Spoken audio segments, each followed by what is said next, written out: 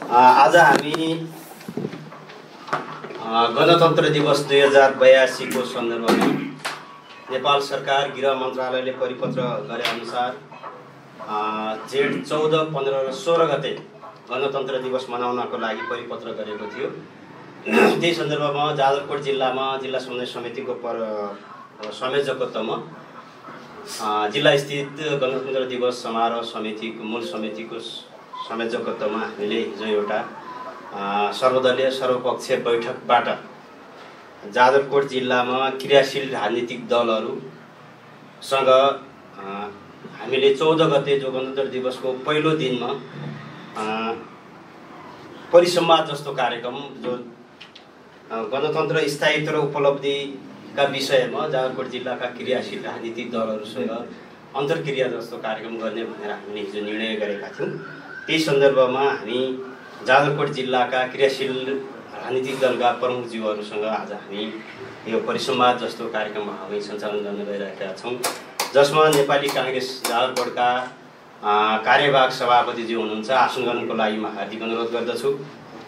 यसै गरी नेकपा एमालेका उपाध्यक्ष विश्व विक्रम शाहज्यूलाई आसन गर्नको लागि म हार्दिक अनुरोध गर्दछु। यसै गरी नेकपा माओवादी केन्द्रका प्रदेश कमिटी सदस्य प्रताप जयसीज्यूलाई पनि आसन गर्नको लागि म हार्दिक अनुरोध गर्दछु। यसै गरी नेकपा एकीकृत समाजवादीका जिल्ला सचिव प्रदीप खड्काज्यूलाई आसन गर्नको लागि म हार्दिक अनुरोध गर्दछु। र हामीले यो संवाद कार्यक्रममा गणतन्त्र नेपालमा स्थापना भइसके पछाडि, गणतन्त्र आइसके पछाडि नागरिकहरूले भोगेका कुराहरू र राजनीतिक दलहरूले गणतन्त्र स्थापना पछि गणतन्त्रलाई स्थायित्व दिने र गणतन्त्रलाई कसरी सुदृढीकरण गर्न सकिन्छ भन्ने विषयमा भएर हामी यो परिसंवाद कार्यक्रम सञ्चालन गर्नेछौँ। र त्यो सन्दर्भमा यहाँ पत्रकार महासङ्घका साथीहरू हुनुहुन्छ र पत्रकार महासङ्घका साथीहरूले क्वेसन राख्दाखेरि त्यो भित्र रहेर र अहिले सत्ता सञ्चालनदेखि लिएर गणतन्त्रलाई जो एउटा गणतन्त्रलाई एउटा निषेध पार्ने विभिन्न किसिमका शक्तिहरू लागिपरेका छन् र त्यो विषयलाई लिएर कसरी यो गणतन्त्रलाई संस्थागत गर्न सकिन्छ, स्थायित्व गर्न सकिन्छ र यसबाट उपलब्ध भएका उपलब्धिहरूलाई कसरी संस्थागत गर्न सकिन्छ भन्ने विषयको परिवेशभित्र रहेर क्वेसन र अन्तर्संवाद पत्रकार महासङ्घका साथीहरूले रहनुहोला। र त्यसै गरी जो आज यो संवादमा रहनुभएका पार्टीका सम्पूर्ण नेताजीहरूलाई पनि यही भित्र रहेर आफ्नो धारणाहरू व्यक्त गरिनको लागि सबै नेताजीहरूलाई म हार्दिक अनुरोध गर्दछु। र यसलाई सहजीकरणको रूपमा अगाडि बढाइदिनको लागि पत्रकार महासङ्घका सल्लाहकार पूर्व अध्यक्ष बालकुमार शर्माज्यूलाई पनि म हार्दिक अनुरोध गर्दछु। र यो सेसनको सहजीकरणको लागि म बालकुमार शर्माज्यूलाई अनुरोध गर्दछु। नमस्कार। वास्तवमा आज जनआन्दोलन 2062-63 पछि प्रत्येक जेठ 15 गते गणतन्त्र दिवस मनाइँदै आएको छ। त्यही सिलसिलामा जाजरकोटमा पनि एउटा मूल समारोह समितिले नेपाल पत्रकार महासङ्घ लगायत विभिन्न जिल्लामा क्रियाशील राजनीतिक दलहरू, त्यसै गरी सरकारी कार्यालयहरू र त्यसै गरी विभिन्न चाहिँ सङ्घ संस्थाहरूलाई मूल आयोजक समितिमा समावेश गरेर गणतन्त्र दिवस मनाउने सिलसिलामा पत्रकार महासङ्घ मार्फत परिसंवाद कार्यक्रम सञ्चालन गर्ने भन्ने जिम्मेवारी दिएको थियो छलफलबाट। र त्यही सिलसिलामा आज पत्रकार महासङ्घ जाजरकोटले यो परिसंवाद कार्यक्रमलाई सहजीकरण गर्नेछ भने यो कार्यक्रम हामीले स्थानीय सञ्चार माध्यमहरू, जिल्लाका 4वटा रेडियोहरू, त्यसै गरी विभिन्न सामाजिक सञ्जालहरू, अनलाइन पत्रिकाहरूबाट पनि हामी यसलाई चाहिँ अनलाइन पत्रिकाका पेजहरूबाट पनि यो कार्यक्रममा हामी प्रत्यक्ष प्रसारण गर्नेछौँ। के अरे जाजरकोटको भेरीमालिका दैनिकले पनि यसलाई चाहिँ प्राथमिकताका साथ प्रकाशन प्रसारण गर्नेछ। त्यसैले गणतन्त्रको शाब्दिक अर्थलाई हामीले अलिकति जोड दिनुपर्ने हुन्छ। जस्तो यहाँ चाहिँ एउटा विश्व प्रसिद्ध एउटा चाहिँ अङ्ग्रेजी विश्वविद्यालय क्याम्ब्रिजको परिभाषालाई सापट लिँदै मैले भन्न चाहेँ, जसअनुसार गणतन्त्रात्मक शासन पद्धति भनेको यस्तो राज्य व्यवस्था हो जहाँ राजा वा रानी नभइकन जनताद्वारा चुनिएका प्रतिनिधिहरूले शासन गर्दछन्।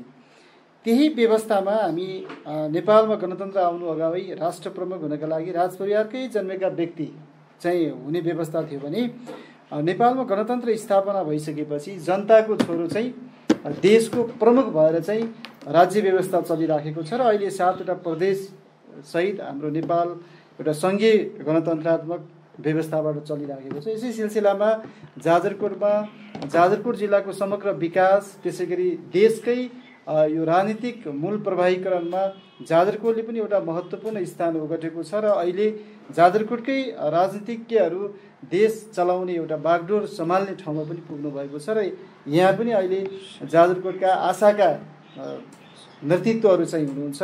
नेपाली काङ्ग्रेस, नेकपा एमाले, माओवादी केन्द्र र समाजवादीबाट चाहिँ आशा लाग्दा व्यक्तिहरू हुनुहुन्छ। त्यसैले आज हामी ढिला नगरिकन यो कार्यक्रमलाई, परिसंवाद कार्यक्रमलाई सहजीकरण गर्दैछौँ। त्यसको लागि सहजीकरणलाई अगाडि बढाउनका लागि म सरोज ओलीलाई हार्दिक अनुरोध गर्दछु र यो कार्यक्रम बढीमा 40 मिनटभित्र हामी सकाउनेछौँ। यसलाई प्यानल डिस्कसनमा आधारित भएर अगाडि बढ्नेछ। धन्यवाद सबैजनालाई नमस्कार। गणतन्त्रको स्थायित्व र उपलब्धि शीर्षकमा आयोजित आजको खुला बहस कार्यक्रममा हामी यहाँ प्रमुख राजनीतिक दलका प्रतिनिधिहरूसँगै जुटेका छौँ, जहाँ आजको बहस गणतन्त्रको मार्ग, उपलब्धि, चुनौती र वर्तमान जनभावनाको सन्दर्भमा केन्द्रित हुनेछ। अब मैले सुरुमै प्रश्न गर्न चाहे सबैजनालाई, यहाँ पार्टीका प्रतिनिधि हुनुहुन्छ, नेपाली काङ्ग्रेसका पार्टीको सभापति खड्ग विसी, त्यसै गरी नेकपा एमालेका उपाध्यक्ष विश्वविक्रम शाह, नेकपा माओवादी केन्द्रका कर्णाली प्रदेश कमिटी सदस्य प्रताप जैसी, त्यसै गरी नेकपा एकीकृत समाजवादीका जिल्ला सचिव प्रदीप खड्का हुनुहुन्छ। मैले सबैजनालाई एउटा प्रश्न सोध्न चाहे, आजको सत्ता गठबन्धन र विचारमा आधारित हो कि अङ्कगणितीय बहुमतमा? गणतन्त्र जोगाउन नीति प्रमुख हुने कि सत्ता? यो सत्ता पक्षबाटै छ। नेकपा एमालेका सम्भवतः मैले सुरुमा नेकपा एमालेका पार्टी उपाध्यक्षज्यूलाई धन्यवाद सरोजी प्रश्नको लागि।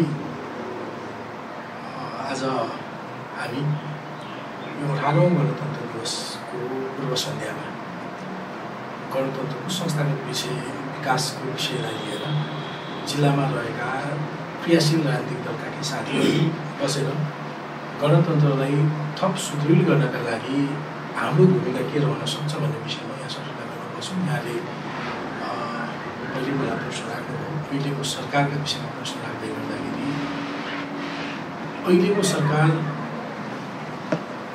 थुप्रै खालको योभन्दा पूर्ववत रूपमा बनिसकेका सरकारहरू सबै खालको अङ्कगणितदेखि लिएर सबै खालको कुराहरू त्यहाँ भइसकेका थिए। यद्यपि अब एउटा स्थायित्वका लागि, यो मुलुकलाई स्थायित्व दिनका लागि जनताले म्यान्डेट दिएका देशका प्रमुख दुई शक्तिहरू एक भएर जाने यो नै एउटा अन्तिम विकल्प देखिएको थियो र यो विकल्पमा देशलाई स्थायित्व मार्फत चाहिँ अहिलेको राजनीतिक अवस्थामा हेर्यो भने कहीँ कतै अस्थिरताका रोगहरू त्यत्तिकै देखिन्थे।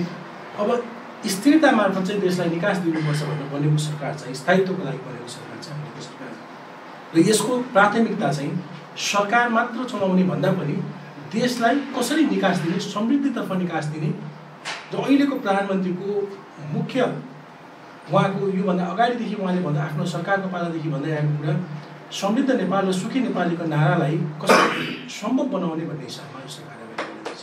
यसमै मैले पार्टी उपसभापतिज्यूलाई सोधेँ, अब विपक्षमा बसेर सुधारको कुरा गर्ने, सत्तामा पुग्ने बित्तिकै बिर्सिने प्रवृत्तिले जनताले कसरी विश्वास गर्ने? धन्यवाद सरोजी।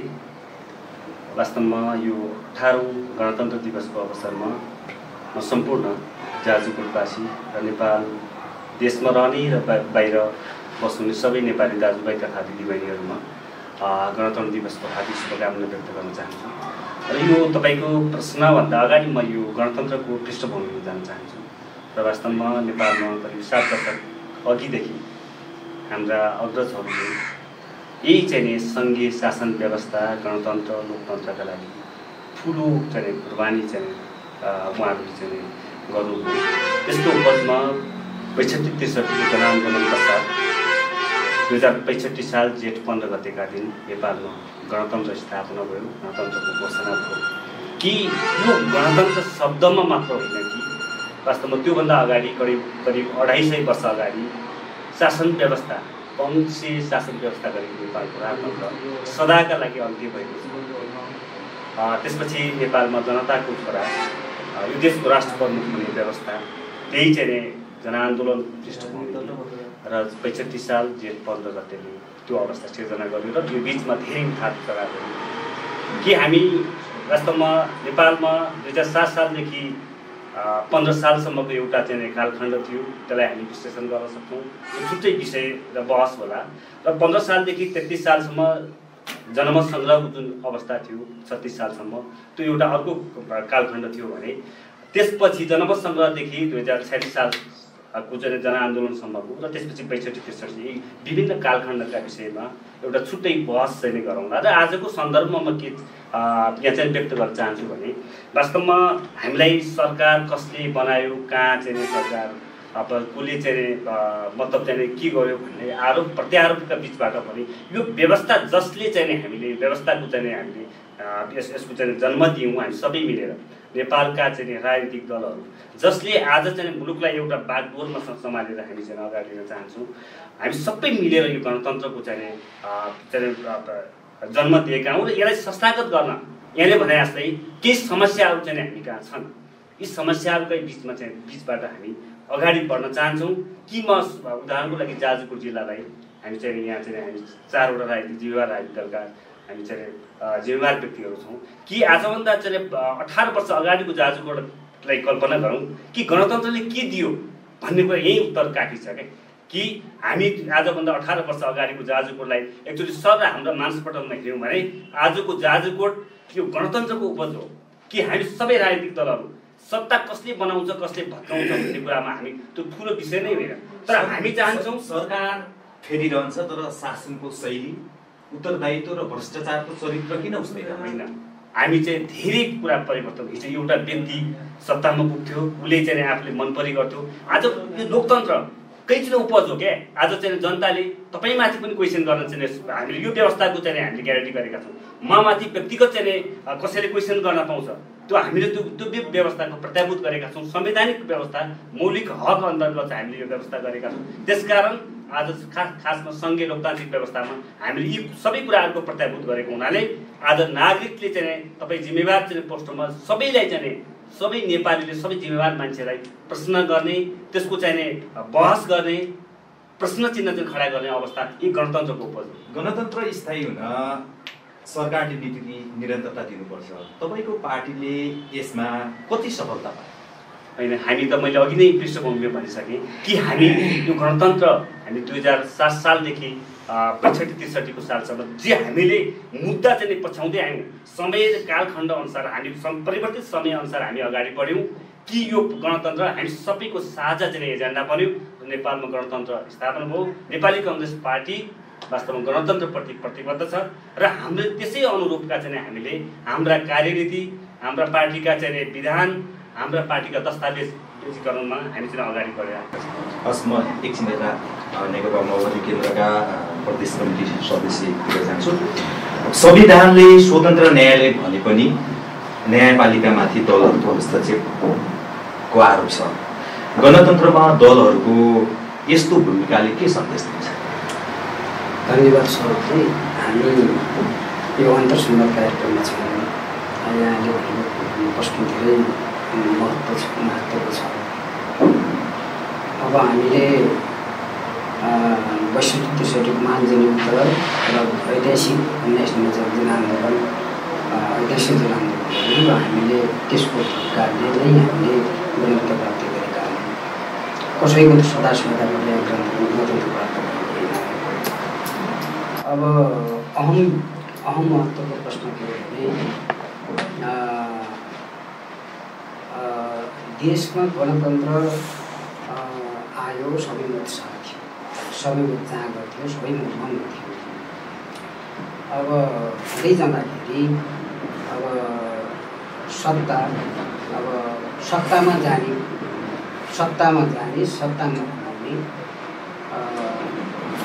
सत्ताकै मान्छे एउटा प्रतिपक्षी जस्तो, एउटा सत्तापक्षी जस्तो। अब सुरुको मकसद के थियो भने कुनै पनि हालतमा हामी गणतन्त्रवादी अहिले त्यो हामीले देख्यौँ। अब त्रिकोणात्मक शक्ति सङ्घर्ष अहिले पनि चलिरहेको छ विश्वमा। अग्रगमनकारी शक्ति सङ्घर्ष छ, एउटा यथास्थितिवादी शक्ति सङ्घर्ष छ, एउटा पश्चगामी चाहिँ शक्ति सङ्घर्ष छ। त्यसले गर्दाखेरि अब यो अग्रगमनकारी शक्ति सङ्घर्ष, यथास्थितिवादी शक्ति सङ्घर्ष, अग्रगमनकारी शक्ति सङ्घर्ष एकजुट भएर अगाडि जाने हो भने कसैको अब ताकत हुन सक्दैन। त्यसले गर्दाखेरि यहाँ त कस्तो देखियो भने पश्चगमन र यथास्थितिवादी शक्ति एकजुट हुने र अग्रगमनकारी शक्ति चाहिँ एक ल्याएर जाने। जनताले गर्दा त्यस्तो जनताले अहिले पनि लोकतन्त्र र गणतन्त्रको प्रत्याभूति गर्न पाएको छ।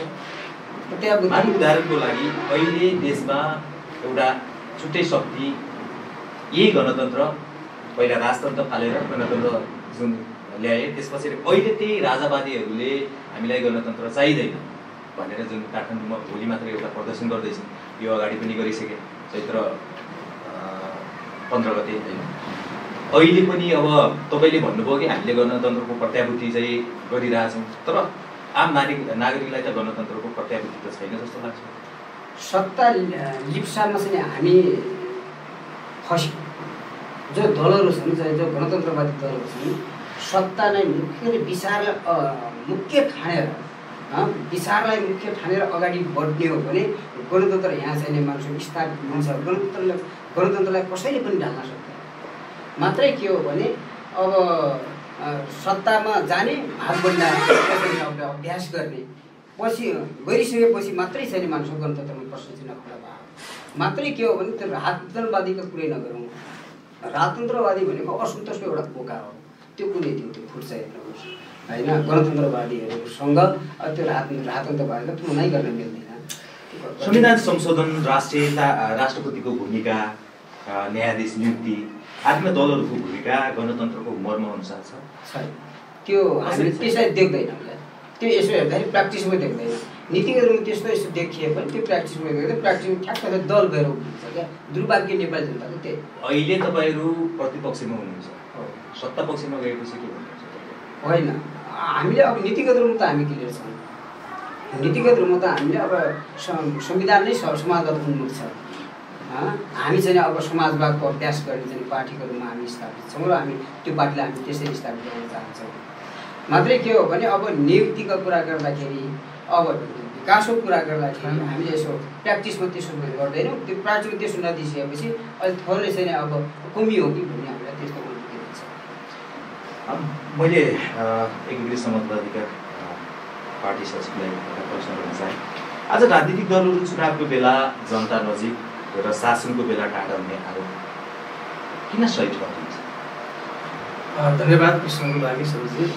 आज हामी यो 18औं गणतन्त्र दिवसको पूर्व सन्ध्यामा जाजरकोट जिल्लामा रहेका क्रियाशील राजनीतिक दलहरूको बिचमा एउटा गणतन्त्रलाई कसरी संस्थागत गर्न सकिन्छ भन्ने सन्दर्भमा एउटा अन्तर्संवाद कार्यक्रमको आयोजना गर्नुभएको छ। यसको लागि म धन्यवाद व्यक्त गर्न चाहन्छु।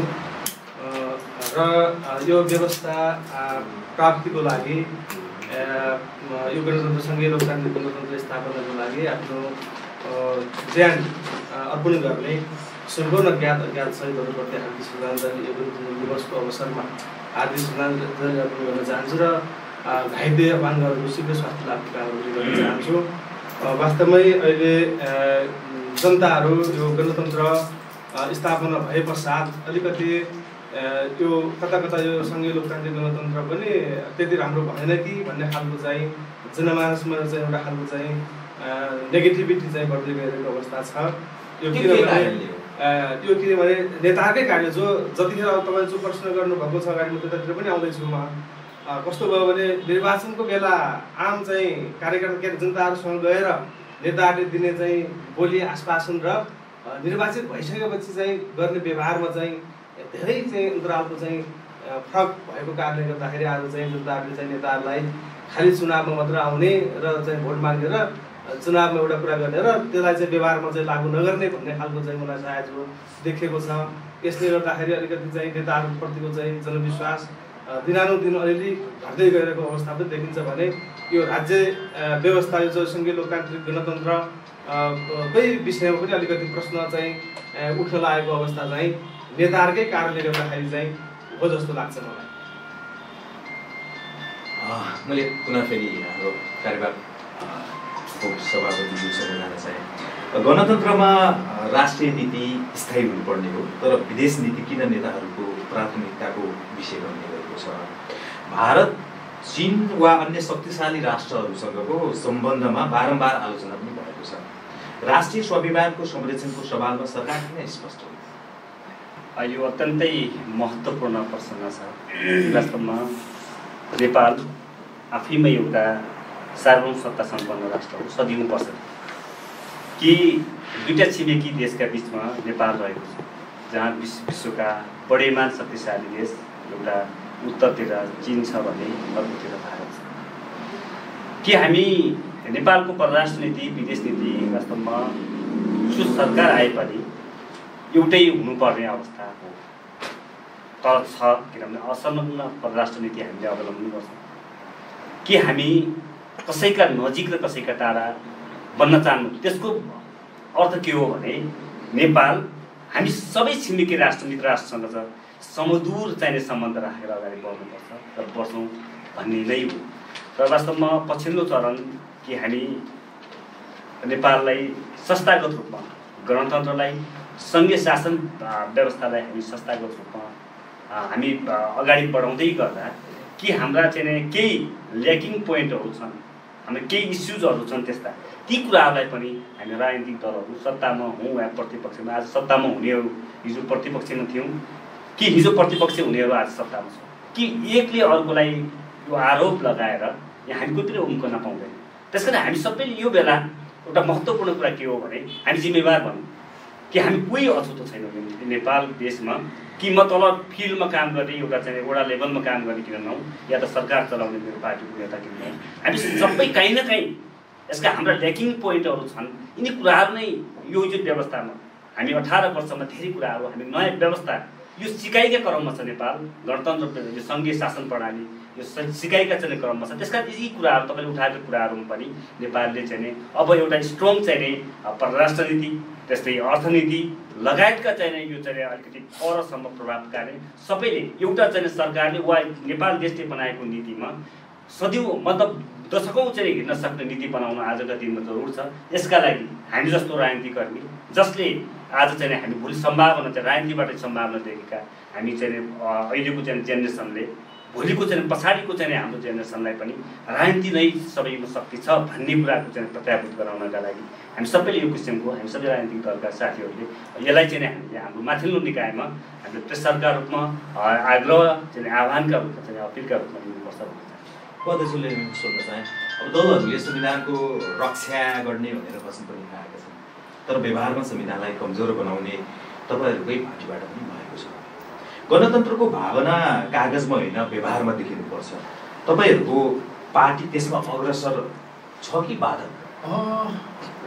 नेकपा एमाले वास्तवमा समाजमा विद्यमान रहेका समस्या हरेक खालका समस्याहरूलाई पोइन्ट आउट गरेर ती समस्याहरूलाई समाधान गर्ने त्यसको अपनत्व लिने त्यसको नेतृत्व लिने पार्टी हो।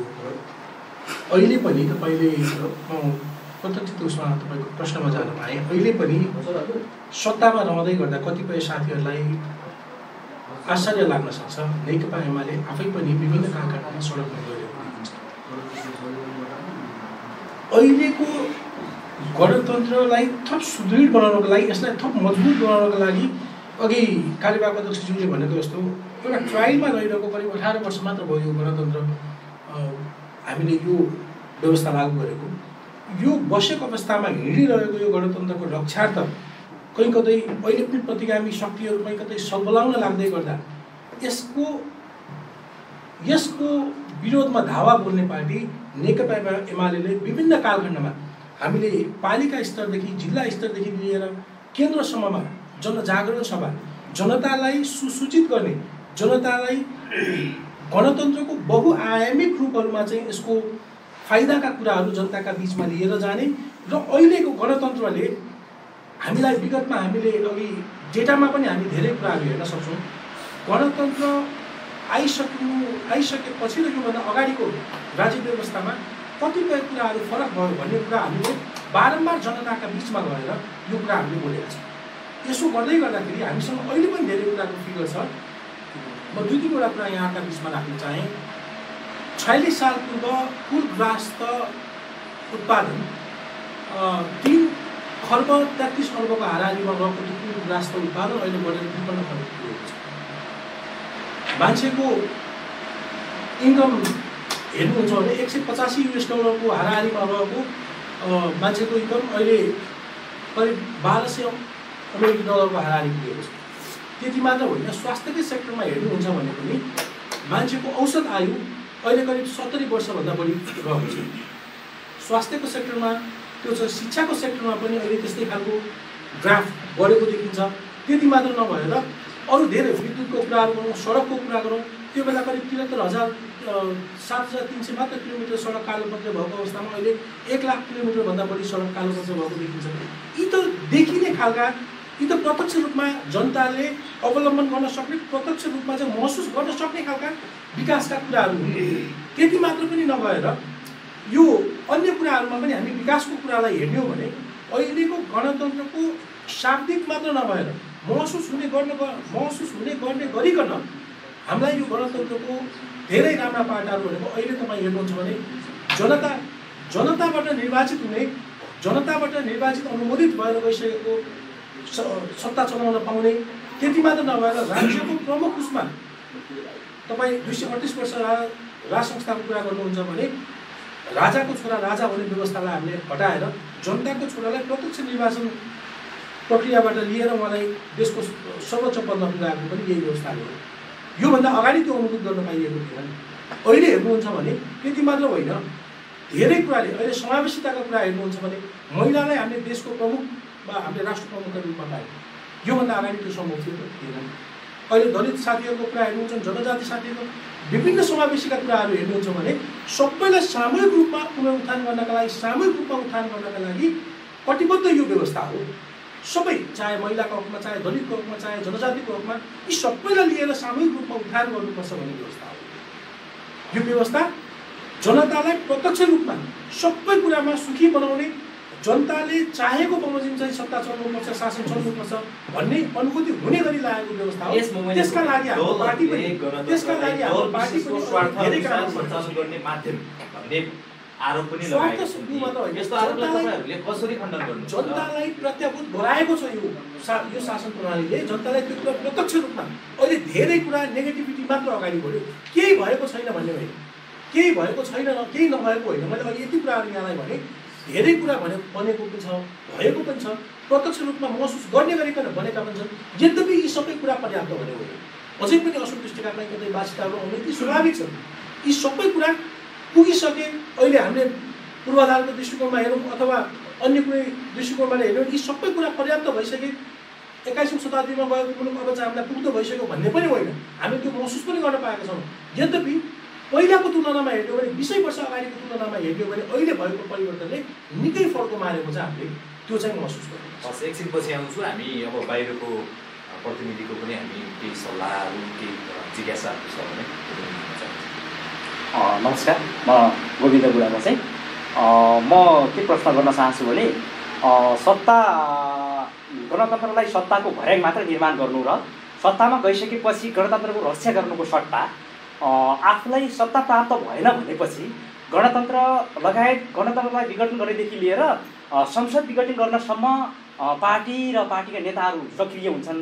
यसमा म चाहिँ नेकपा एमालेका उपाध्यक्ष म विश्वविक्रम शाहज्यूलाई पनि यो प्रश्न तेर्साउन चाहन्छु र जनताको म्यान्डेट, बहुमतको म्यान्डेट दिइसकेपछि पनि सत्ता प्राप्त भएन भनेपछि संसदै विघटन गरेर चाहिँ सत्ता जनताको अधिकारमाथि एउटा लाभ हान्ने खालको एउटा चाहिँ व्यवहार भइरहेको छ। यसमा तपाईँ के भन्न चाहनुहुन्छ? जनताले स्पष्ट पारिदिनुहोस्। यस्तो छ, यहाँले अहिलेको सामान्य प्रधानमन्त्रीले योभन्दा अगाडि आफ्नो कार्यकालमा गरेका कुराहरू यहाँले निकाल्नु हो। सबैभन्दा मूल कुरा के हो भने जनताले अनुमोदित गर्ने विषयमा बहुमत कसलाई दियो, कुन प्रणालीबाट अब चाहिँ देश शासित हुनुपर्छ भन्ने छ। अहिलेको हामी शासन प्रणाली हेर्यौँ भने बहुमतका आधारमा गरिने शासन प्रणालीलाई 2/3 पुगाउन केही कुरा परिवर्तन गर्नका लागि केही कुरा मुख्य नीतिहरू परिवर्तन गर्नका लागि 2/3 पुगाउनु पर्यो हो, अथवा अन्य कुनै केही कुरा गर्नको लागि पनि न्यूनतम बहुमतको चाहिँ सरकार गर्नुपर्ने देखियो। एउटै मात्र पार्टीको बहुमत बन्न सक्ने त्यो अवस्था अहिले हामी कहाँ अहिले पनि छैन, त्यो बेला पनि थिएन। तर यही बिचमा भइदियो के भन्नुहुन्छ भने जनताबाट सबै म्यान्डेट नपाएका केही सीमित सङ्ख्यामा चाहिँ जनताले चाहिँ अनुमोदन गरेर माथि पठाएका, यद्यपि उहाँहरूले नै सत्ता समीकरणमा चाहिँ बढी आफू सत्ताको भोग गर्नका लागि, आफू सत्तामा रहनका लागि कहिले एउटा ठुलो दलसँग अलिकति अङ्कगणितीय हिसाबमा मिल्दै जाने, कहिले अर्कातिर जाने, यसले गर्दाखेरि चाहिँ सत्ता परिवर्तनको मुख्य कारण त्यो पनि त्यसमा लालसा हो। यस्तो कुरामा देशका प्रमुख पार्टीहरू रुममा लिनु हुँदैन थियो। अहिले त्यही कुरा अहिले चाहिँ प्रमुख दुई दलका नेताहरूले त्यो कुरा बुझेर चाहिँ अब स्थायित्वका लागि चाहिँ यो सरकार स्थायित्व गरेर चलाउनुपर्छ। केही न केही परिणाम अब अहिले तपाईँ हेर्नुहुन्छ 5 वर्ष कुनै पनि सरकार पछिल्लो 10 वर्षमा हेर्नुहुन्छ भने 2 वर्ष पनि बढी चलेको सरकार देखिँदैन भने आफ्नो नीति तथा कार्यक्रमलाई तलसम्म लिएर जाने र त्योबाट प्रतिफल लिएर के गर्नु हो भन्न सक्ने प्रश्न त्यो नै हाम्रो शासन प्रणालीमा हो होइन। त्यति मात्र होइन, यति गर्दै गर्दाखेरि देशलाई चलाउन अझ बढी गाह्रो। तपाईँले भन्नुभयो संसद विघटनका कुरा निकाल्नुभयो, संसद विघटन पनि एउटा प्र्याक्टिसमा गइसकेपछि सबै खालका अप्सनहरूलाई अवलम्बन गरेको, एउटा दलकोसँग मिल्ने अर्को दल, संविधानले पनि सरकार बनाउने क ख यी कुन कुरामा सरकार बनाउने भन्ने कुरा यी सबै कुरा अवलम्बन गरिसकेपछि अब योबाट चाहिँ सरकार अगाडि बढ्न सक्दैन भन्ने कुरालाई देखेर नै अहिलेका प्रधानमन्त्रीले चाहिँ त्यो कुरा गर्नुभएको थियो। त्यसपछि पनि फेरि अरू सरकारहरू पनि भने, त्यसपछि पनि अरू सरकार भने, ती कुरालाई सर्वोच्चले पनि टुङ्गायो। त्यसपछि पनि बनेका सरकारले त आफूले दिएको परिभाषित, आफूले बोलेका परिभाषित कामहरू गर्न सक्नुभयो त, किनभने यो व्यवस्था नै त्यस्तै छ। यसमा चाहिँ के हेरफेर गर्नुपर्छ, यो व्यवस्थालाई, यो व्यवस्थाको शासकीय प्रणालीलाई चाहिँ के हेरफेर गर्नुपर्छ। हामीले बहुमत सिद्ध पार्टीहरूले चाहिँ सरकार चलाउने, बहुमत सिद्ध म्यान्डेट लिएर गएकाले सरकार चलाउनु त भन्यो, एउटै मात्र सरकार, एउटै मात्र पार्टीले चाहिँ बहुमत दिन सक्ने अवस्था जनताबाट पनि त्यो कुरा अनुमोदित। म एउटा सानो क्वेसन तपाईँलाई र हाम्रो एक समाजवादीका सचिव पनि हुनुहुन्छ र हाम्रो माओवादीका चाहिँ प्रदेश कमिटी सदस्य पनि हुनुहुन्छ। तपाईँहरूले जनतालाई दिएको म्यान्डेटका आधारमा तपाईँलाई खास भन्ने हो भनेपछि यसले के भन्छ भने कम्युनिस्ट पार्टीको एकता गरेर हामी नेपाललाई स्वर्ग बनाउँछौँ भनेर तपाईँहरूले जुन खालको एउटा एजेन्डा बोकेर चाहिँ तपाईँहरू लाग्नु भएको थियो। म माओवादीका यो प्रदेश कमिटी सदस्यज्यूलाई भन्न चाहन्छु, तपाईँहरूले देशलाई चाहिँ समाजवादमा लैजानका लागि भनेर हामीले चाहिँ कम्युनिस्ट एकता गर्छौँ भनेर एउटा जो खालको तपाईँको पार्टी र तपाईँका पार्टीका नेताहरूले र कम्युनिस्ट नेताहरूले एउटा एजेन्डा अगाडि सारे, ती एजेन्डाको बिचमा रहने हो भने तपाईँहरू आज छिन्न भिन्न भएर बार तपाईँहरू छिन्न भिन्न भएर लागिरहनु भएको छ। यसबाट गणतन्त्रको रक्षा हुन्छ र हामी नेपाल चाहिँ समाजवाद उन्मुख बाटोमा अगाडि बढ्छ भन्ने कुरामा तपाईँ विश्वस्त हुनुहुन्छ? धन्यवाद। अब हामी समाजवादमा त पुग्छौँ, ढिलो चढ्दा हामी समाजवाद पुग्नुपर्छ। अब समाजवाद भनेको अब हामीले त्यो कम्युनिस्टहरूको मात्र समाजवाद, अब के नि कम्युनिस्टहरूले चाहेको समाजवाद र डेमोक्रेटले चाहेको समाजवाद अलिक फरक त।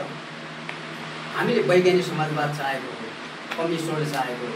अब डेमोक्रेटले चाहेको समाजवाद भनेको यही गणतन्त्रलाई सुदृढ गर्दै, रक्षा गर्दै, मिल्ने शक्तिहरूसँग चाहिँ मिल्दै त्यसपछि गएर अगाडि बढ्ने समाजवाद। अब त्यो संविधानले त्यसलाई सुरक्षित राखिरहेको छ क्या, संविधानले समाजवाद उन्मुख भनिदिएको छ संविधानले। त्यसले गर्दा यहाँ नमिल्या के हो भने केही जोडतोड मिलेन, दलहरू बिचमा हामी त्यो स्वीकार गर्नुपर्छ क्या।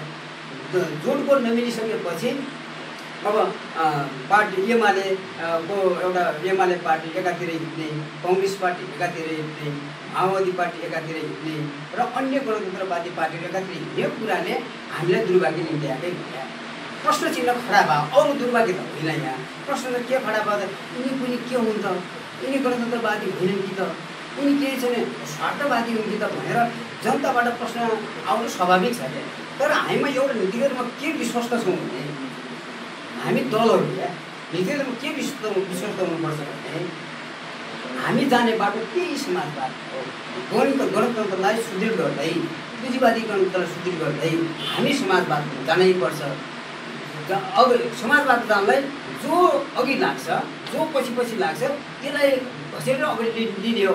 यहाँ त कोही के भने यथास्थितिमा रमाउने शक्ति कोही भयो क्या गणतन्त्रवादीभित्र पनि यथास्थितिमा कोही रमाउने शक्ति भयो भने अलिअलि चाहिँ प्रश्न चिन्ह खडा भएको त्यसले गर्दा तपाईँले भने जस्तै ठ्याक्कै त्यसो त होइन दलहरूमा के छ भने चाहिँ अहिले राजतन्त्रवादीहरू सङ्घलाई अवस्थामा त्यसो हो त त्यसो हो भने हाम्रो के कम छ त बलिदान 17,000को बलिदान भएको छ त हाम्रो माओवादीकै कुरा गर्दाखेरि 17,000को बलिदान भएकै हो त राजतन्त्रवादीले चाहिँ अब हामीलाई चाहिँ आछो पारेकै हो त चाहिँ 7 राजनीतिक दल चाहिँ माओवादीलाई आछो पारेकै हो त माओवादीले चाहिँ 7 राजनीतिक दललाई टिपेर चाहिँ अगाडि बढाएकै हो त यो अवस्थामा हामीलाई चाहिँ कमजोरीको रूपमा चाहिँ ढालेको छैन क्या हामीलाई चाहिँ मान्छे केही होइन भन्ने नढाल्ने अब हामी एकजुटका साथ अगाडि बढ्छौँ बढ्नै पर्छ यही कुरा र अब यहीँनिर चाहिँ मैले के भन्छु भने सरोजीले उठाएको प्रश्न एउटा अहम महत्त्वपूर्ण प्रश्न हो क्या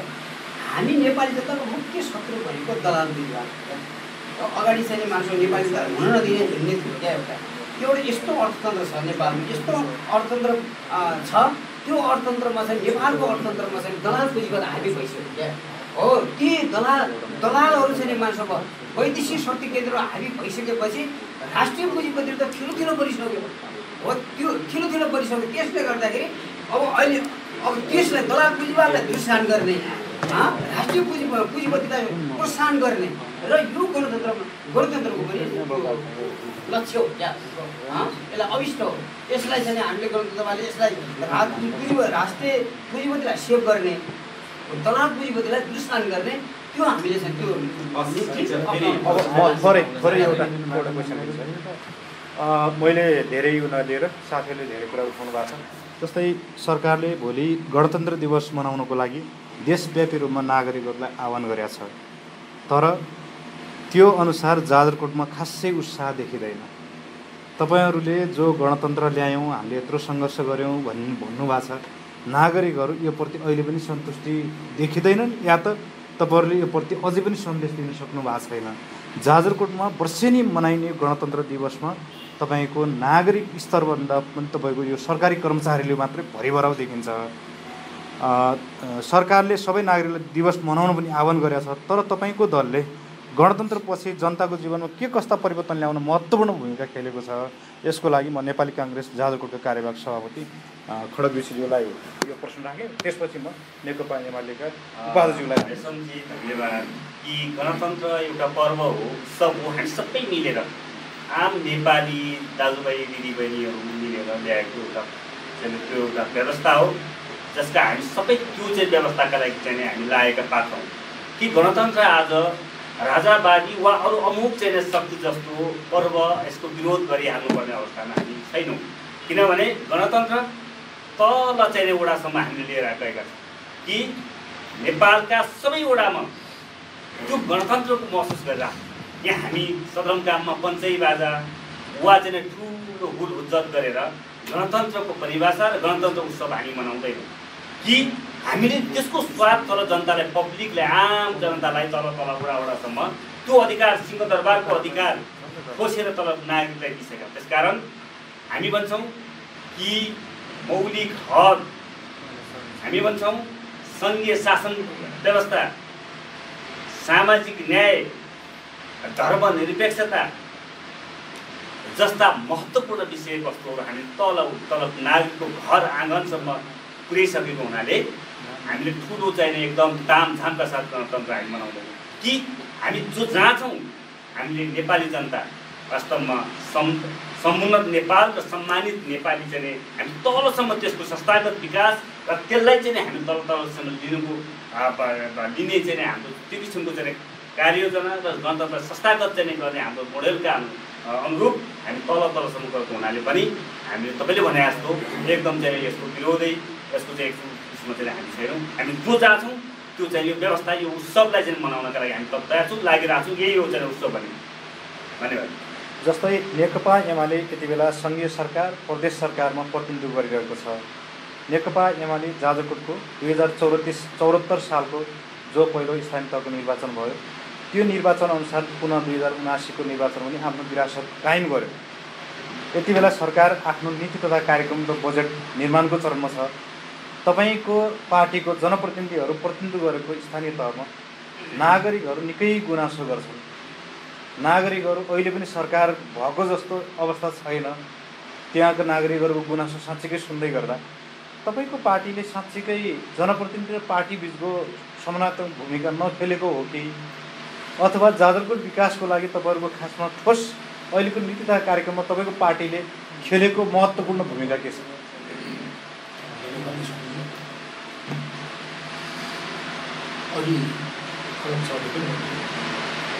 अहिलेको हामीले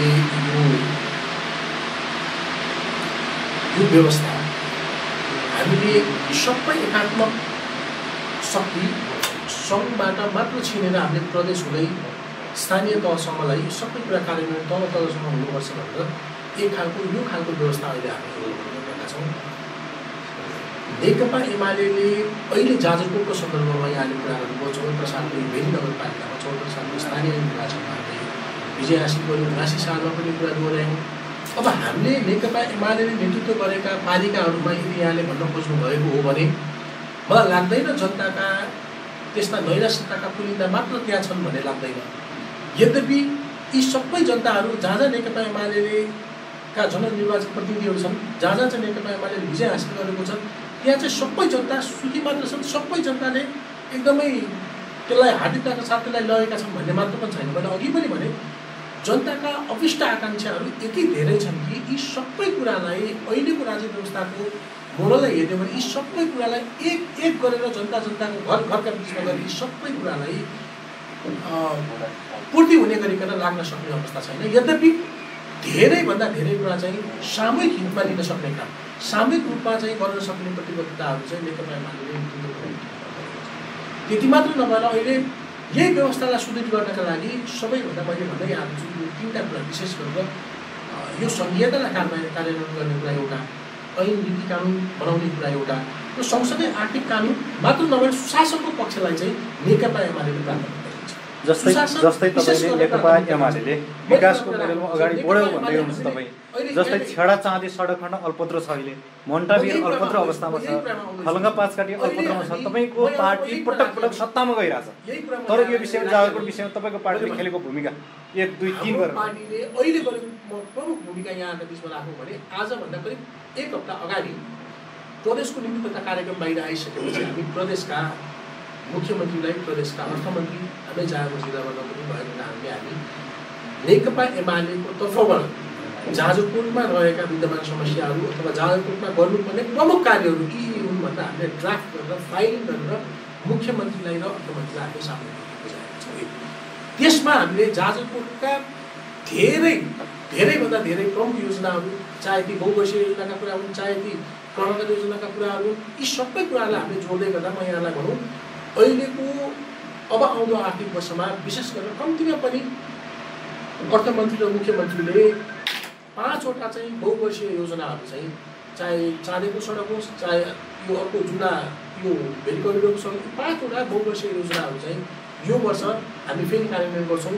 मुख्य योजनालाई प्राथमिकता दिन्छौँ। र त्यति मात्र नभएर हामीले 7 स्थानीय तहमा हामीले पार्टी कमिटीको मार्फतबाट तलसम्म गएर तलबाट अहिले सरकारले अवलम्बन गरेको जुन यो योजना दिने नीति छ यो अनुसूची भरेर तल योजना ब्याङ्कमा आफ्ना योजनाहरूलाई समावेश गरेर ती योजनाहरूलाई प्रदेशमा कार्यान्वयन गर्ने निकायमा विषयगत मन्त्रालयबाट चाहिँ एउटा योजना ब्याङ्कमा समावेश गरेर जुन माथि गएर प्रदेशमा लिएर त्यो योजना ब्याङ्कहरूलाई त्यहाँ एउटा प्रविष्ट गर्ने जुन एउटा वातावरण बनेको छ, यो मुख्यमन्त्रीलाई हामीले त्यहाँ गएर धन्यवाद पनि दिएका छौँ।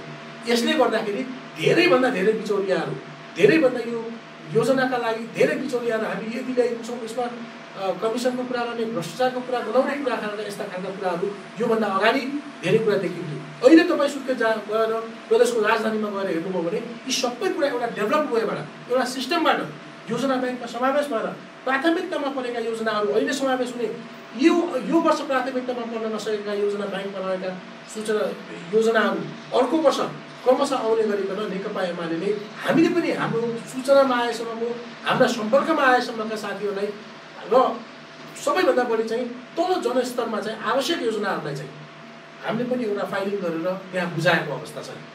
हामीले यत्तिकै बसेका छैनौँ। तसर्थ हामीले यी सबै कुरा लिएर जनताको जनचाहना र र जनप्रतिनिधिहरूलाई पनि नेकपा एमालेका हामीले जाजरकोट जिल्लामा रहेका 3 स्थानीय तहका प्रमुखहरूलाई पनि लिएर मुख्यमन्त्री उहाँसँग बसालेर ल अबको रोडम्याप चाहिँ हामी कसरी बनाउँछौँ, यहाँहरूको चाहिँ के छ यसमा भनेर यो अन्तर्क्रिया गर्ने पार्टीले पनि जनप्रतिनिधि र अन्य जनप्रतिनिधिहरूका बिचमा बसालेर पनि यो खालको गतिविधि चाहिँ हामीले गरेका छौँ। हस्, अब यसै गरी म नेकपा माओवादी केन्द्रका कर्णाली प्रदेशका सदस्य हुनुहुन्छ हाम्रो बिचमा, उहाँलाई एउटा मात्र थोरै छोटो क्वेसन गर्छु। तपाईँको जिल्लाबाट नेपाल कम्युनिस्ट पार्टी नेकपा माओवादी केन्द्रका उपमहासचिव शक्तिबहादुर बस्नेत पटक पटक चुनाव जितेर जानुहुन्छ।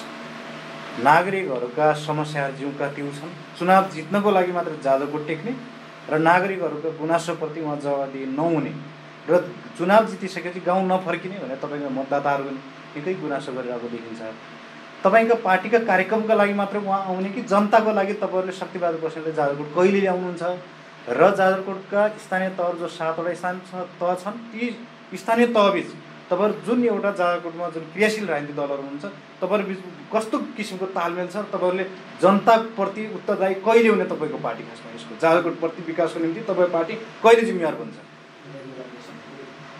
अब हामीले सत्ता गठबन्धनको सन्दर्भमा हामीले कम्युनिस्ट माओवादी भनेर सङ्घीय संसदमा हामीले शक्तिबहादुर बस्नेतलाई पठाएका।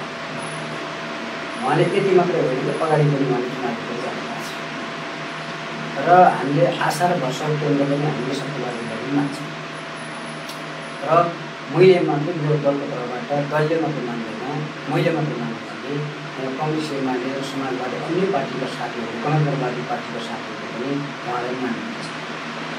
यसको मतलब उहाँले आफ्नो जारको सन्दर्भमा व्यक्ति तरसँग अब विकासको पक्षमा उहाँले काम नगरेको पनि जस्तो अब यो हाइड्रो पावरलाई अब त्यसलाई स्टार्टिङ गराउने कुराहरू, त्यसपछि गएर छेडा पछाडिलाई चाहिँ निर्माण सबै एउटा पूर्ण दिनुपर्छ भन्ने कुरामा, धेरै उद्योगहरूलाई चाहिँ पूर्ण दिनुपर्छ भन्ने कुरामा, यही चाहिँ मान्छे अब 5 काटियाहरू चाहिँ 2 लाख करोडको कुरामा कुरा गर्नुपर्छ भन्ने कुरामा उहाँ हाम्रो पटक पटक बहस हुन्छ र उहाँबाट त्यो कमी पनि हुँदैन, कमी छैन। यसको मतलब अब हामीले जे अपेक्षा मान्छौँ उहाँबाट, जे अब अन्य दलका साथीहरू लिएर अब पब्लिक जे अपेक्षा गरिरहेछ अब त्यही हो, छोटो लुगो सिरान्न गऱ्यो भने जस्तो अब व्यवस्था नै छोटो छ। क्या हामीले व्यवस्था ल्यायौँ बलिलो छ, यसलाई मोलजल गर्ने सवालमै अब अवस्था परिवर्तनको ठुलो सवालको विषयमा गएको छ क्या। त्यसले गर्दाखेरि त्यो भाष्ट विषयलाई अझै पनि चाहिँ पक्रेर जानुपर्छ भन्ने कुरामा उहाँको त्यही कमी होला। नत्र भने दलै विकासको सवालको त जारकोटको गणतन्त्रवादी दल त एकजुट छ त। कङ्ग्रेस एमाले माओवादी समाजवादी अन्य चाहिँ मानिसहरू गणतन्त्रवादी पार्टी त एकजुट छ त। उहाँलाई सल्लाह सुझाव दिएर अस्ति पनि लोकमार्ग मध्य पहाड लोकमार्ग अभियानको चाहिँ कमरेड प्रचण्डको नेतृत्वको चाहिँ अभियान टोली यहाँ पनि हो, यहाँ अन्तर संवाद पनि चल्यो।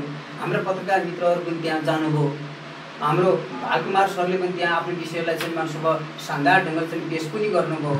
मान्नु अब विकासको सवालमा, अवस्था परिवर्तनको सवालमा हामी त एकजुट छौँ हो, हामी उपेक्षित छौँ, हामी चाहिँ अभावमा छटपट्या छौँ जारकोटी, तथापि हामी दलहरू एकजुट छौँ भन्ने दलहरूको मित्रको चाहिँ घर्षण त्यहाँको पत्रकार मित्रको घर्षण गरेको। त्यसले गर्दाखेरि उहाँले केही नगरे भन्ने उहाँले केही गर्नुभएको छ, तर मलाई अझै के लाग्छ भने उहाँले अझै धेरै गर्नुपर्छ। गर्नलाई रोकेको छैन, हामीले रोकेनौँ मात्रै। के हो भने हामी अहिले प्रतिपक्षमा छौँ। अहिले चाहिँ हामीले भन्यौँ त गठबन्धनको अस्थिरताले नीति र योजना स्थायित्वमा बाधा पुर्याएको छ। जनताको स्थायित्व कहिले पाउने र गठबन्धनको नाममा विचार सिद्धान्त र मूल्यभन्दा कुर्सीको राजनीति बढी भएको हो। त्यो ठ्याक्कै छैन यहाँले भने जस्तो त्यो कुर्सीको राजनीति भन्ने अहिले त्यस्तो केही जोडको नमिलेको कुरा होला। त्यसपछि के अरे कुर्सीकै राजनीति चाहिँ गरेर त्यसपछि यहाँ लुट्नु केही छैन क्या। जाने छैन समाजवादको जाने हामी अगाडि जाने भन्यौँ, जाने व्यवस्थालाई सुदृढ गर्ने भन्यौँ, हामीले चाहिँ गणतन्त्रलाई टिकाउने भन्यौँ। हामीले कहाँ त्यस्तो छैन सत्तामा लिप्सामा छौँ त हामी। अहिले प्रतिपक्षी भयो त हाम्रो भइगयो त सत्तापछि। जस्तै मैले अन्तिम क्वेसन सोधेँ। जस्तै आज जुन एउटा नेपाल पत्रकार महासङ्घ जिल्ला समन्वय समिति जाजरकोटको समन्वयमा एउटा यो बहसको आयोजना भयो, यो बहस अन्तर्गत पटक पटक सत्तारूढ भएका जाजरकोटका क्रियाशील 3 राजनीतिक दलका यहाँ 4 राजनीतिक दलका अग्रज व्यक्तित्व हुनुहुन्छ, जस्तै नेपाली काङ्ग्रेस, नेकपा एमाले र नेकपा माओवादी केन्द्र, जुन 3 जना यो नेतृत्वबाट आएको जाजरकोटका सवालमा आएका जुन जवाबहरू छन्, जुन एउटा सवालहरू छन्, यो विषयमा नेपाल समाजवादी पार्टीको तर्फबाट तपाईँले कसरी लिनुभएको छ? तपाईँ यो विषयमा वास्तवमा सहमत हुनुहुन्छ? के छ तपाईँको? धन्यवाद छ रेशमले, अत्यन्तै महत्त्वपूर्ण प्रश्न गर्नुभयो र यो छलफलको एउटा सार्वभौमिक एउटा चाहिँ निष्कर्ष के हुनसक्छ भन्नेतर्फ तपाईँ विषयलाई चाहिँ अगाडि बढाउनुभयो।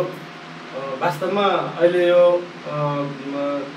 जनता चाहिँ राजनीतिक दलप्रति अलिकति वितृष्णा कसरी पैदा भयो भन्ने सन्दर्भमा केही कुराहरू राख्न चाहन्छु। हामी जे कुरा लिएर चाहिँ हामी अगाडि बढ्यौँ, जनताको बिचमा जाने सवालमा हामी गयौँ र जनताको बिचमा हामीले केही चाहिँ बाचाहरू चाहिँ गऱ्यौँ। त्यो बाचाहरू हामीले चाहिँ पुरा गर्न नसकेकै हिसाबले गर्दाखेरि आज हामी जनताबाट अलिकति विस्कृत भयो जस्तो चाहिँ फिलिङहरू भएको छ र अहिले सबैभन्दा बढी चाहिँ अहिले यो सङ्घीय लोकतान्त्रिक गणतन्त्र नै अहिले धापमा पर्ला कि जस्तो चाहिँ भएको चाहिँ सबैभन्दा कहाँबाट चाहिँ आइरहेको छ भने सबैभन्दा मेन कुरा सुशासन को प्रत्याभूति हामीले चाहिँ अलिकति जनतालाई ल्याउन सकेनौँ कि जस्तो चाहिँ एउटा पहिलो चाहिँ कमजोरी हामीले चाहिँ गरिदिनु जस्तो पनि लागिरहेको छ। अनि अर्को अलिकति भ्रष्टाचारको चाहिँ विषय सबैभन्दा बढी अहिले चाहिँ सङ्घीय लोकतान्त्रिक गणतन्त्र आइसकेपछि त्यो कुरा सबैभन्दा बढी छ। जस्तै उहाँहरूले हामीले उठाएको सवाल, जिल्लाको उठाएको सवालमा उहाँहरूले दिएको जवाबप्रति तपाईँ सन्तुष्ट हुनुहुन्छ? नै, म केही कुरामा सन्तुष्टि छु र म केही कुरामा सन्तुष्टि छैन। अब यो म चाहिँ के कुरामा सन्तुष्टि छैन भने सङ्घीय लोकतन्त्र आइसकेपछि आज जे हर्ष उल्लासका साथ चाहिँ यो गणतन्त्र दिवस चाहिँ मनाउनु पर्थ्यो, त्यो चाहिँ किन मनाएर जनता किन के अरे यसमा सन्तुष्टि भएनन्, किन चाहिँ जागरुकताको साथ अगाडि बढेनन्? हिजो चाहिँ हामीले 2007 सालमा चाहिँ प्राप्त गरेको चाहिँ के अरे प्रजातन्त्र दिवस मनाउँदाखेरि चाहिँ जनता हर्ष उल्लासका साथ गाउँबाट चाहिँ सदरमुकाममा आउने बाजागाजा सहित चाहिँ एउटा हर्ष उल्लासका साथ चाहिँ अगाडि बढ्ने देखिन्थ्यो भने अहिले गणतन्त्र दिवस मनाउँदा त्यही सुकिला मुकिला चाहिँ अलिअलि चाहिँ कर्मचारीहरू यसमा त तपाईँ पनि एउटा पार्टीको प्रतिनिधि हो नि, तपाईँको पार्टीले के एकदमै गणतन्त्र दिवसलाई चाहिँ मनाउने भन्ने सन्दर्भमा हाम्रो पार्टी एकदम माथिबाट नै सर्कुलर गरेको छ गणतन्त्र दिवस मनाउनुपर्छ भन्ने सन्दर्भमा। तर अलिकति देखिएको गणतन्त्र दिवस मनाउँदै गर्दा अलिकति देखिएको चाहिँ जनताको जो जागरुकता, जनताको चाहिँ इच्छा आकाङ्क्षा ती चाहिँ अनुसार चाहिँ अगाडि चाहिँ बढ्न नसकेको अवस्थामा अलिकति चाहिँ हामी राजनीतिक दलहरूले चाहिँ केही त्रुटिहरू गऱ्यौँ कि हामी केही अलिकति सचिनु पर्ने चाहिँ बाटो केही छ कि हामी चाहिँ सुशासनको प्रत्याभूति गर्न सकेनौँ कि भ्रष्टाचारलाई रोक्न सकेनौँ कि आज सारा चाहिँ जनता गाउँमा जाने भने चाहिँ गणतन्त्र भन्ने बित्तिकै यी चाहिँ छोडेर आजको लागि चाहिँ ल्याएको चाहिँ गणतन्त्र रहेछ भन्ने खालका चाहिँ सृजनाहरू भ्रमहरू सृजना भएका छन्, त्यसलाई हामीले चिर्न सकेनौँ कि त्यो प्रत्याभूति जनतालाई हामीले गराउन सकेनौँ कि भन्ने चाहिँ मलाई लागिरहेछ। र अर्को कुरा चाहिँ सबभन्दा मेन कुरा चाहिँ हामी के हो भने सङ्घीय लोकतान्त्रिक गणतन्त्रलाई चाहिँ संस्थागत गर्नको निम्ति सबैभन्दा हामीले रोक्नुपर्ने कुरा जनतालाई सुशासनको प्रत्याभूति गराउनु छ। र हामीले चरम अहिले चाहिँ गाउँमा चाहिँ भइरहेको चाहिँ बेरोजगार, अशिक्षित होइन, अशिक्षित आज धेरै चाहिँ छैन, सबैभन्दा मेन कुरा चाहिँ जब अहिले बेरोजगारको रूपमा चाहिँ सारा युवाहरू चाहिँ विदेश पलायन हुने खालको चाहिँ सिर्जना भएको छ। म एउटा मात्र प्रश्न गरेँ, तपाईँ पनि युवा हुनुहुन्छ, शिक्षित युवालाई राजनीतिमा ल्याउने संरचना किन छैन? युवालाई कार्यकर्ता मात्रै बनाउने हो कि निर्णयकर्ता? युवालाई चाहिँ निर्णयकर्ता पनि बनाउनुपर्छ, युवालाई राजनीतिमा ल्याउनुपर्छ भनेर नै अहिले चाहिँ हाम्रो पार्टीले समग्र रूपमा जाजरकोट जिल्लामा पनि हेर्ने हो भने सम्पूर्ण चाहिँ युवाहरूलाई चाहिँ अहिले चाहिँ राजनीतिमा चाहिँ अगाडि बढाएको चाहिँ सबैभन्दा जो कुनै पार्टी छ भने त्यो हाम्रो नेकपा समाजवादी नै हो। हामी चाहिँ सम्पूर्ण अहिले चाहिँ हाम्रो पार्टी नै युवाले नेतृत्व गरेका छौँ। हामी यो विषयमा हाम्रो पार्टी चाहिँ आम युवालाई राजनीतिमा ल्याउनुपर्छ र युवाहरूबाट मात्रै यो देशको चाहिँ परिवर्तन गर्न सकिन्छ, सुशासनको प्रत्याभूति गर्न सकिन्छ, रोजगारीको सृजना गर्न सकिन्छ भन्ने सन्दर्भमा जाजरकोट जिल्लाको सवालमा कोही चाहिँ त्यो पार्टी छ भने अहिले नेकपा समाजवादी नै हो। र अर्को कुरा हामीले चाहिँ माथिबाट लिएको जे कुरा छ अहिले हाम्रो पार्टीले अवलम्बन गरेको चाहिँ जो नीति छ सुशासन र रोजगारी समाजवादको तयारी भन्ने चाहिँ नारा नै हामीले चाहिँ समाजवादतर्फ चाहिँ कसरी हुन्छ हामीले लिएर सम्पूर्ण युवाहरूलाई चाहिँ रोजगारीको चाहिँ सृजना गरेर अगाडि बढाउनुपर्छ भन्ने सन्दर्भमा हामी नेपाल सरकारदेखि लिएर गाउँमा रहेका सम्पूर्ण चाहिँ स्थानीय तहहरूमा समेत हामीले चाहिँ त्यो खालको चाहिँ युवाहरूको चाहिँ रोजगारीका विषयहरू, विकास निर्माणका विषयहरू, सुशासनका विषयहरू हामीले हाम्रो पार्टीको तर्फबाट सम्पूर्ण गाउँ सभाहरूमा स्थानीय तहहरूमा त हामीले चाहिँ ज्ञापन पत्र समेत हामीले बुझाएर यो विषयमा चाहिँ युवाहरूलाई चाहिँ रोजगारी सृजना गर्नुपर्छ भनेर हामी ध्यान आकर्षण पनि बेला बेला हामी कार्यक्रमको अन्त्यमा छौँ। मैले यहाँ चारैजनालाई एउटा मात्र एक-एकजनालाई एउटा मात्र प्रश्न सोध्छु, त्यसको पालिबाट जवाब दिनु होला। हामी जाजरकोटवासी अलिकति फरक प्रसङ्गमा मैले कुरा गर्न चाहेँ। यहाँको आर्थिक समृद्धिको कुरा हुन्छ होइन, यहाँको पर्यटनको कुरा होला होइन। हामी गणतन्त्र आइसक्यो, मान्छे खुलेर बाँच्न पाएको छ, काम गर्न पाएको छ होइन। त्योसँगै यहाँको विभिन्न धार्मिक स्थलहरू छन्, पर्यटकीय स्थलहरू छन् होइन। हामी जाजरकोटलाई कोही बाहिरबाट मान्छे जाजरकोटमा आयो भने जाजरकोट के को लागि हो? वास्तवमा म आफै पनि यो चाहिँ उत्तर भन्न चाहन्थेँ कि हामी यस्ता बहसहरूमा, यस्ता सवालहरूमा जहिले पनि हिजो यो भएन, त्यो भएन, यो व्यवस्था, त्यो सरकार, यो सरकार भनेर मात्रै बहस गर्छौँ कि सम्भावनाको कुरा, जाजरकोटको सम्भावनाका विषयमा जे क्वेसन पनि आएको छ, म आफै पनि भन्न चाहन्थेँ कि वास्तवमा जाजरकोट एउटा यति सम्भावना भएको जिल्ला हो कि वास्तवमा हाम्रो चाहिँ नलगाड हाइड्रो पावर जो 417 मेगावाटको जलविद्युत चाहिँ सम्भावना भएको एउटा ठुलो सम्भावना विकासको चाहिँ एउटा मोडेल नै भन्छु म त्यसलाई। सम्भावना त्यो रह्यो भने दोस्रो कुरा भेरी करिडोर, जसले दक्षिणदेखि उत्तर चाहिनेसम्म जोड्ने यो भेरी करिडोर, अनि त्यसपछि मध्य पहाडी राजमार्ग, त्यसपछि रारा चाहिँ लुम्बिनी चाहिँ राजमार्ग, प्रस्तावित राजमार्ग, यहाँको जडीबुटी, यहाँका चाहिँ टुर्मालिन काइनाइनदेखि यहाँका खनिज पदार्थ, यति धेरै सम्भावना चाहिँ जिल्ला कि हामी यसका चाहिँ विषयमा बहस गरौँ, छलफल गरौँ कि राजनीतिले के दियो के दिएन भन्ने कुरामा मात्रै हामी चाहिँ त्यतातिर मात्रै ध्यान केन्द्रित कि राजनीतिले हामीलाई अधिकार सम्पन्न बनायो। कि म यहाँ भन्न चाहन्छु कि हामी सबैले अधिकार अधिकार अधिकार अधिकार सबैजना, तर हामीले कर्तव्य कहिले पालना गर्छौँ? त्यो राजनीतिक नेतालाई, दललाई, जनप्रतिनिधिलाई, कर्मचारीलाई पनि लागु हुन्छ, त्यो आम नागरिकलाई पनि लागु हुन्छ। त्यस कारण म यहाँ के भन्न चाहन्छु भने कि हामी अधिकार मात्रै प्राप्तिले हुँदैन कि आजको दिनमा नेपालको यो संविधानले 72 सालको यो संविधानले अधिकारका चाहिँ सम्पूर्ण अधिकार प्राप्ति छ, नागरिकलाई सबैले प्राप्ति छ। तर हामीले कहिलेकाहीँ मन लाग्छ कि हामीले त्यो कर्तव्य पुरा गर्न सकेनौँ। त्यसकारण यहाँ चाहिँ कर्तव्य पाल्नका लागि हामी तपाईँ सञ्चारकर्मी, हामी राजनीतिकर्मी, नागरिक समाज, ब्युरोक्रेट्स, आम चाहिँ हामी सरकारवाला भनेको राज्यभित्र बस्ने नागरिकले त्यो प्रत्याभूति, त्यो आफूले कर्तव्य फिल चाहिँ गर्न सक्यो भने मात्रै सम्भावना छ कि हामी अघि जोड्दै थिएँ कि हामी 2007 सालमा उठाएका मुद्दा र आज चाहिँ उठाउने मुद्दामा उस्तै मुद्दाहरू छन्।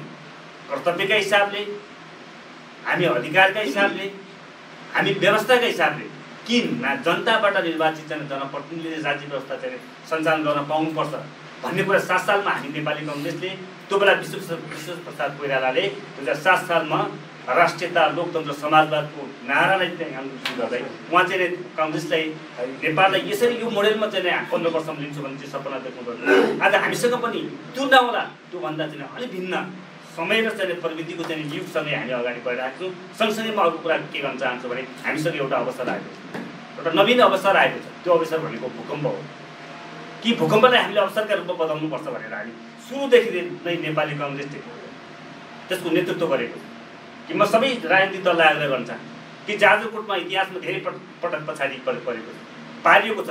यो बेला चाहिँ सबै चाहिँ अगाडि जुटौँ न त। यी विषयमा म यही जोड्दैछु, भूकम्पकै कुरा गर्दाखेरि अहिलेसम्म नागरिकले दोस्रो विस्तारसम्म पाउन सकेका छैन। तपाईँहरू अहिले सरकारमा हुनुहुन्छ, सत्तामा हुनुहुन्छ, खै त पुनर्निर्माण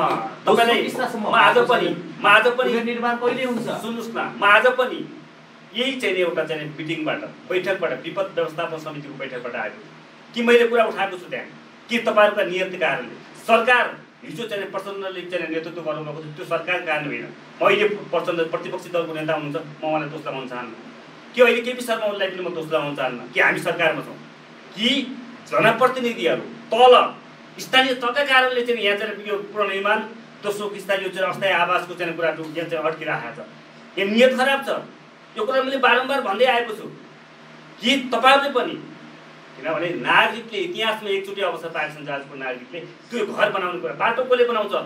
सबैले बनाउन सक्छ, पुल कसले बनाउँछ? सबैले, भवन कसले बनाउँछ? अरूले पनि बनाउन सक्छ। तर नागरिक गरिबको घर बनाउने कुरा ऐतिहासिक जिम्मेवारी हो। यसलाई पुरा गरौँ, यसलाई हामी अत्यन्तै जिम्मेवार भएर चाहिँ काम गरौँ भनेर हामी लागिरहेको। नेपाली काङ्ग्रेसले सुरुदेखि 80 साल कार्तिक 17 गते भूकम्पको छ 18 गते बिहानदेखि यो मुद्दा उठाइरहेको छु नेपाली काङ्ग्रेसले उठाएको छ। यसमा म आग्रह गर्न चाहन्छु यो साझा मञ्च भएको हुनाले तपाईहरु पत्रकार साथीहरु नेकपा एमाले नेकपा माओवादी केन्द्र एकीकृत समाजवादी सबैले जिल्ला बनाउने कुरामा के काङ्ग्रेसले जसमा त लिन्छ यो एमाले मात्रै जस लिने हो माओवादी वा समाजवादी जस लिने हो यो त हामी सबै समग्र जनताको कुरा छ त।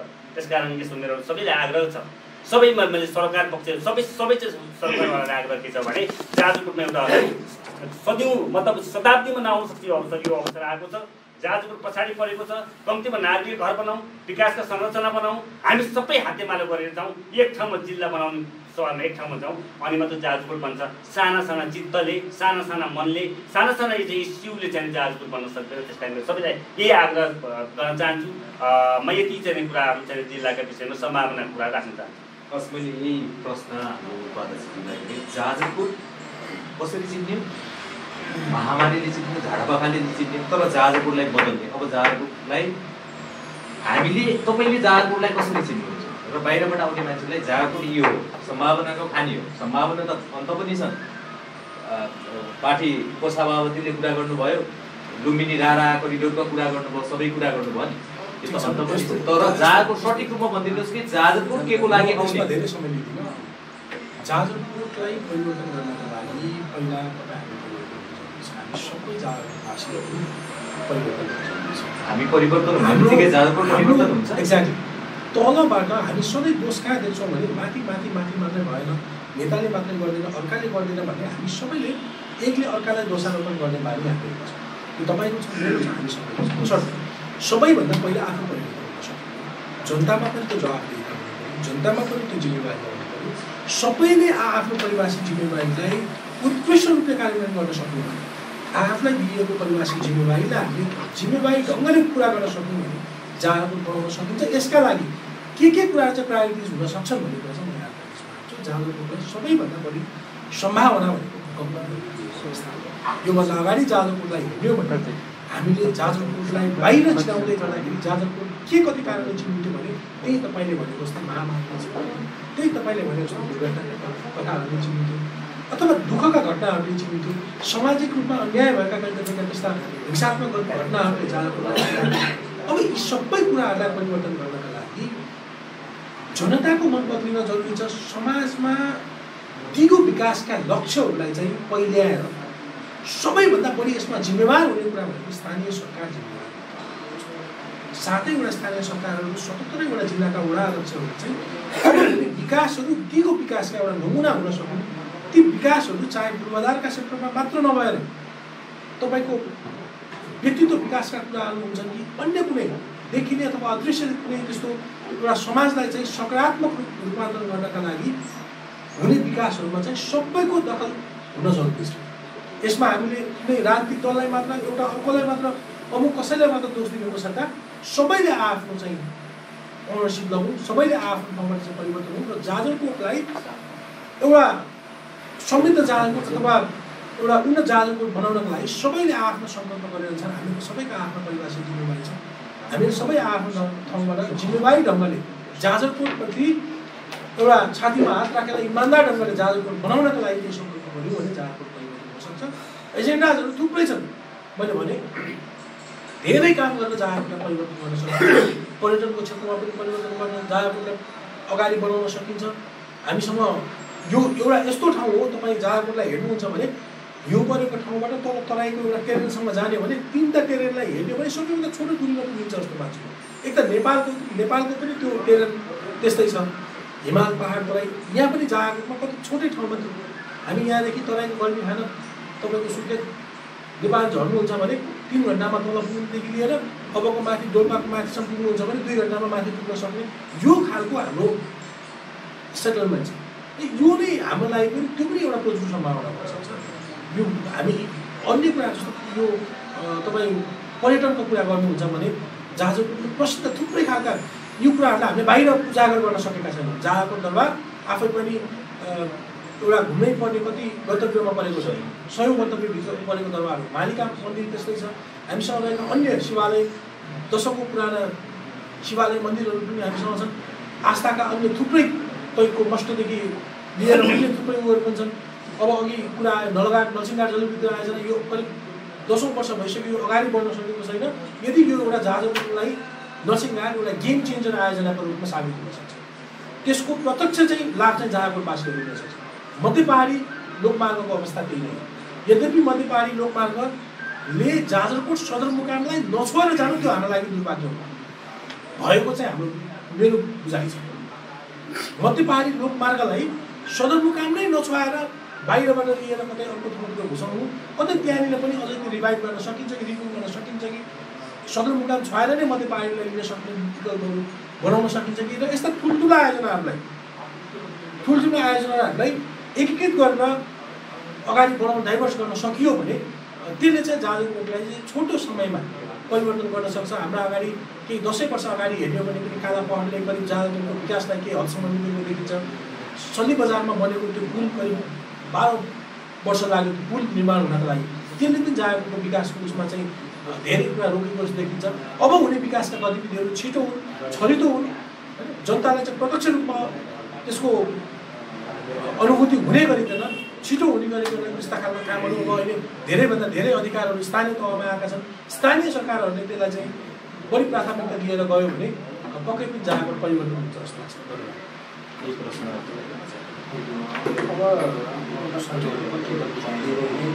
सार्वजनिक रूपले हामी धार्मिक व्यवस्था